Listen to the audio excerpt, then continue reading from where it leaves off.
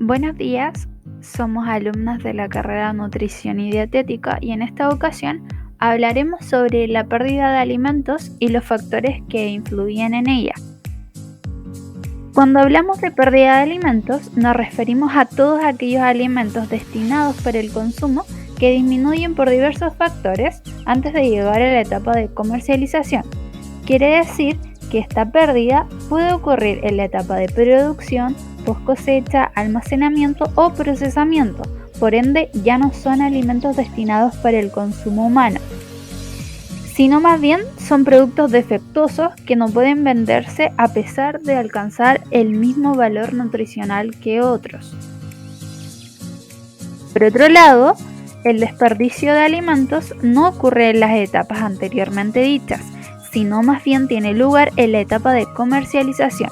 Quiere decir que es una pérdida que sucede en restaurantes, ferias, almacenes, etc. El desperdicio, al igual que la pérdida de alimentos, aumenta la explotación de los recursos naturales. Eso genera alerta en el medio ambiente, ya que hay diversas razones para poder evitar todo ese tipo de desperdicio y todo ese tipo de pérdidas. Los objetivos de nuestro trabajo se clasificó en definir, describir, identificar y orientar el tema de la gran pérdida de alimentos que existe en lugares públicos como en fábricas y cómo podemos prevenir esto.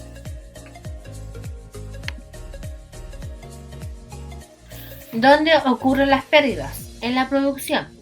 Esta problemática afecta tanto a los productores porque pierden parte importante de su proceso de comercialización, como por otro lado los consumidores, que pierden la oportunidad de un mayor y mejor acceso a la alimentación saludable.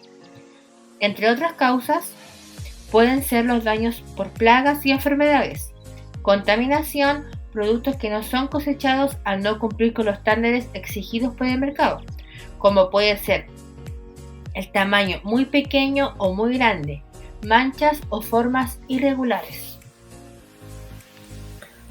Ahora pasamos a las pérdidas después de la cosecha o post cosecha.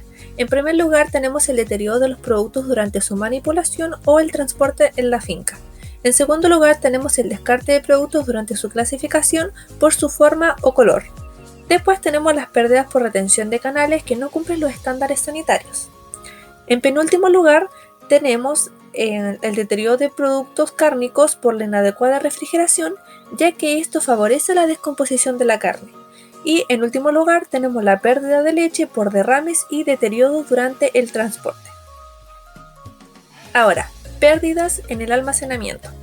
Tenemos las malas condiciones de almacenamiento. Esto favorece las pudriciones, el crecimiento de brotes y la deshidratación. Después tenemos el daño por las plagas como los roedores e insectos. Y por último, daño asociado a eventos climáticos como la lluvia, las tormentas, los incendios, etc. Pérdidas en el procesamiento. Tenemos el deterioro de productos durante la manipulación manual o mecánica. Además, el descarte de productos considerados no aptos para el procesamiento, por ejemplo, por el calibre, por el color o la forma. Y también el deterioro por los cortes de electricidad y agua y finalmente la contaminación cruzada de productos. En base a lo que se expuso anteriormente, veremos cómo evitar la pérdida de alimentos en sus respectivos sectores, los cuales son pérdida en etapa de producción, pérdida en etapa de post cosecha y etapa de almacenaje y procesamiento. Una de las maneras de prevenir la pérdida de alimento dentro del sector productivo sería evitando la producción de volumen excedente o más bien evitar la producción excesiva del producto en cuestión. Junto con esto, otra recomendación podría ser una nueva segmentación para aquellos productos que no cumplen con el estándar de calidad, como pudiera ser un apartado accesible o más económico del mismo producto. Para el proceso de post cosecha consideraremos mejoras como lo son transporte, infraestructura y caminos, con el fin de reducir los extensos tiempos y o manejo del producto, ya que esto también afecta la maduración de ciertos cultivos, así como también lo es la pérdida de la cadena de frío en caso de algunos productos. A su vez, no está de más reiterar la importancia de una nueva clasificación para aquellos productos que no cumplan con los estándares debido a su color o forma, creando un nuevo tipo de segmentación que incluye estos productos descartados. Prevención en etapas de almacenaje y procesamiento. Para prevenir la pérdida en esta etapa, como primer lugar, se podría mejorar estableciendo más centros de procesamientos, ya que la producción debe ser procesada en su tiempo de cosecha para no perderla. En segundo lugar, promover e incrementar vínculos por contratos entre los productores y las plantas de procesamiento.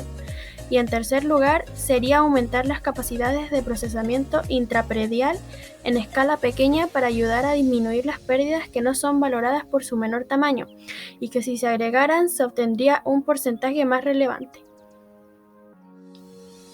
Desperdicios en el hogar. El desperdicio de alimentos se ha convertido en costumbre y esto ha causado muchas consecuencias, como dañar el medio ambiente y desperdiciar precisos recursos naturales.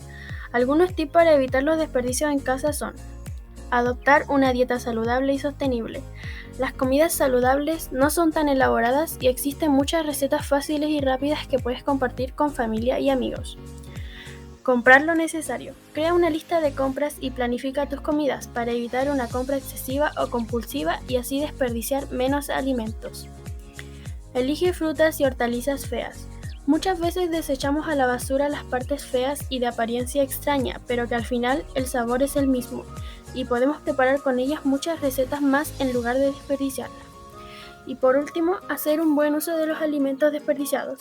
Ocupar los desechos de comida para hacer un compost con ellos y así devolver nutrientes a la tierra.